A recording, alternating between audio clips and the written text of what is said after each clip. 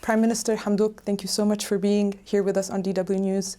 You've taken over Sudan at a historical moment. The country is facing many challenges. Did you have any doubts about wanting to take this role?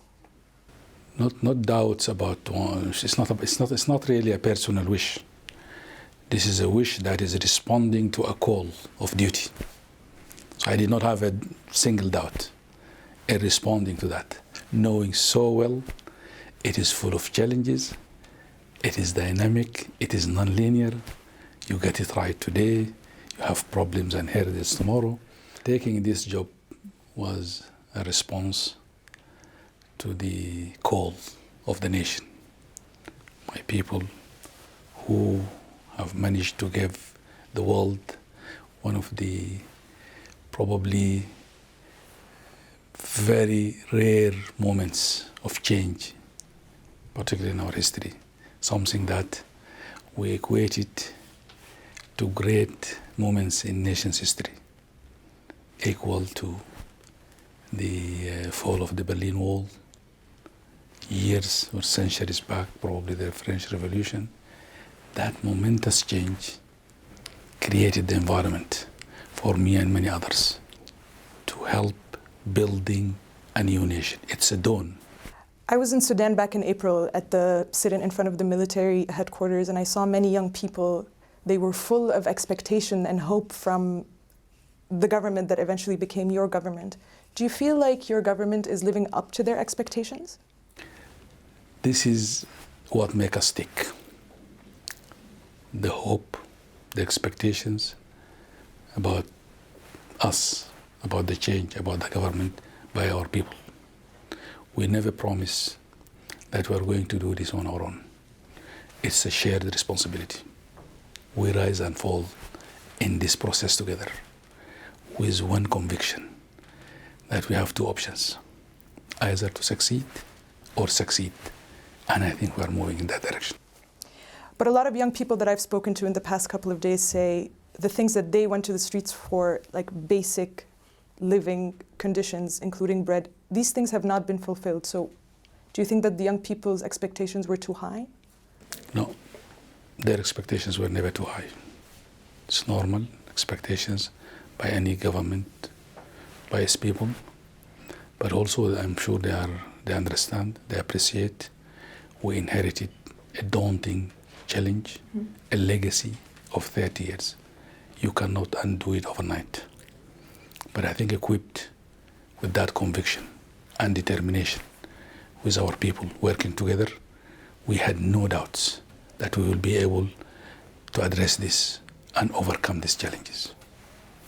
What do you tell to young people who perhaps are feeling impatient with the delivery of actual results to their lives? One thing, let us work together to address these issues. Expectations is one thing, but let us address these expectations together. Our interests are aligned. We don't have different interests from theirs.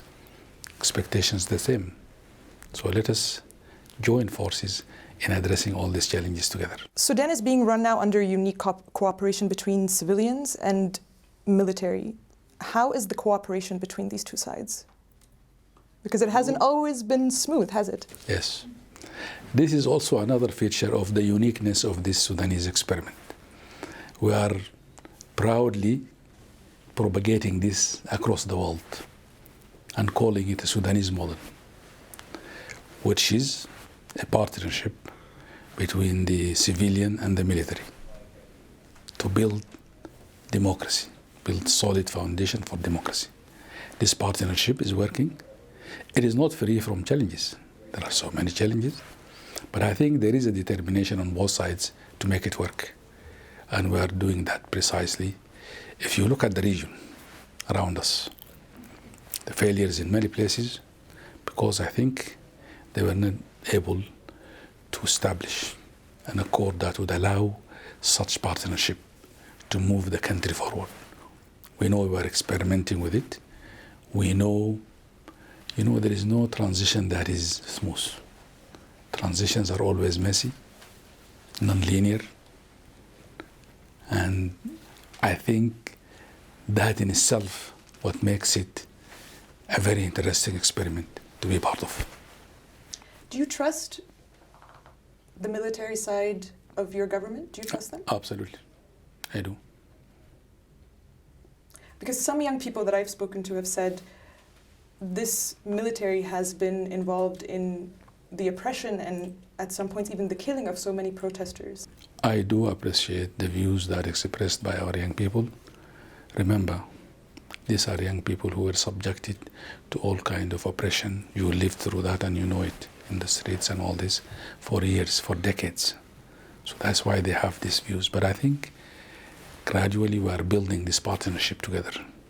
None of this, the equation, two sides of the equation, will be able to move on their own to build this new nation. We appreciate those views, but we are working together to address them. Let's turn to the topic of the clearing of the sit-in in June and the people that were killed on the streets. A lot of them believe that the Rapid Support Forces were involved in this attack. When will these people see justice? Because so far some say the results just have not been up to what happened to the protesters on the streets. I'm sure you know so well that the constitutional document which is guiding this transitional period has a very clear undertaking that we establish an investigation committee. So let us not jump to conclusion. That investigation committee formed from very respected lawyers and people in the legal field in Sudan. They started their work over 3 months now, and they're doing their work. Let them do their work and produce their report. You recently requested that UN peacekeeping forces be deployed in the whole of Sudan. Why did you do that? Why is the UN needed now in Sudan? Actually, let us put this into its proper context. We did not just woke up one day and said we want the UN to come to the country. The UN is there. We're not calling it. But for the whole of Sudan? The UN is there under Chapter 7. Meaning that is, if there is anything that you could closely call it loss of sovereignty, is what is happening today. What we are calling for is to move the UN from Chapter 7 to Chapter 6, which would allow us to express our wish. And if you could call it anywhere, dictate on the UN on our priorities, this is where we would like to create an opportunity where we tell the UN, this is what we want. We'd like you to come, do 1, 2, 3, 4, on our terms. The whole country approach is an idea we discussed in our national committee for a number of months. What it tells us in the past, the UN intervention in Sudan was compartmentalized. It is Darfur, it is a Blue Nile, it is the Nuba Mountains, South Kordofan, and all that. What we would like to see when we say whole country approach is addressing the challenges and the issues and the requirements and the objectives of the entire transitional period. This certainly has some agenda which is of national nature, of a whole country. When you talk about elections, you're not going to have them in Darfur. It will be the whole country. Constitutional Conference. It will engulf the entire country. The process itself. We would like to enlist the support of the UN in those processes that of a national nature. That's why we call it a whole country approach. That support could be providing one advisor, could be providing technical support. Take an example, the election. Today, we would like to embark on a process that will conclude this transitional period with an election. The UN has accumulated experiences, technical and otherwise, across the globe. Support on addressing issues of election systems, an election system that will provide us with an opportunity to represent all our people. The UN could provide that. So it's not about entrusting this entirely to the UN. The funding of the elections, the UN has accumulated very rich experience in generating resources and funds to support the elections. So it's only perfect. And we are part of the UN. Huh? It's not like another body or something that's coming from somewhere. Let's turn to the topic of the hour, the possibility of former President al-Bashir to appear before the International Criminal Court. Will he be sent over to The Hague? The idea of justice need to be served to the maximum satisfaction of the victim is something was well articulated in the constitutional transitional period document. We will definitely uphold that. There are 4 ways of addressing this. The ICC is one of them. ICC itself has so many levels. It could be an ICC in The Hague, could be an ICC compliant court that is in Sudan or in the region, transitional justice, issues of truth and reconciliation, compensation, individual and community. We are not going to rest until the victims, those victims, to be satisfied that justice not only being perceived, but actually being served. And that is how we see it. From what I understand, all options are now open. You still haven't decided whether it be in The Hague or in Sudan or in a regional court. Yeah. Are all options open? Of course, this is something, the announcement of this was part of our peace negotiations. And I think this is something I want to tell you one thing. Any person who committed atrocities, criminal, financial, we will have to be tried. And that is our bottom line. We are working on rebuilding our judiciary system and all that. And we hope to have a credible, independent judicial system, Sudanese. Let's talk about Germany and your visit to Germany. The past couple of days have been quite historic in Sudan-Germany relations. Concretely, how can Germany help Sudan in this case? The meeting with the Chancellor, Her Excellency Angela Merkel, yesterday provided an opportunity for us to reflect, discuss in depth our interest, our mutual interest for that matter, and we agreed on concrete areas that Germany will work with us in supporting us, whether it is the economy, the energy sector, vocational training, mining, agriculture, and so many others. And we're very delighted.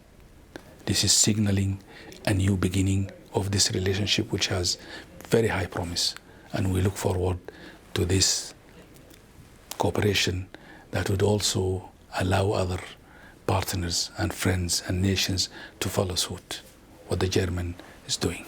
You mentioned the economy. Sudan badly needs foreign investment. What are your plans to attract foreign investment to Sudan? Your government's plans? Sudan is a very rich country. We don't want to live on handouts. We're so rich in the sense that if we are able to create the right climate, meaning getting it right in the legal sphere, independent judiciary system, respect for property rights and all that, and we are working on this, creating a one-stop shop for investors, creating an environment where serious, genuine investors come work with us, pay their taxes, and be able to repatriate whatever profit they make. And we're creating that environment, and we're very confident we'll get there. Sudan is surrounded by many countries that have seen change because of popular uprisings, and many of them have descended into chaos. Is Sudan different? Absolutely. Sudan is different in the sense that we are in this middle of, as you mentioned it, whether you call it the Sahel or the center of Africa. Sudan change is unique in many respects. It's peaceful. It has great hopes for the entire region. I call it getting it right in Sudan has a strategic impact and effect. You can imagine the spillover effect in the entire region. Impact in the north, to our west, south, and east. What we would like to see our friends and partners working with us, making this a success story. It has all the right ingredients of making it a success in the sea of misery and conflict around us. That's why it is a unique experiment, unique in nature and all that. And let us get friends and partners working with us. The world, and in that particular part of the world, is looking for success stories. that were absent for a long period of time. Sudan is giving that hope, is giving that opportunity. Let us grab it, let us work together on it, and make it the real success story that will change the face of that part of the world. Prime Minister, thank you very much for your time. You're welcome. Thank you very much. Thank you.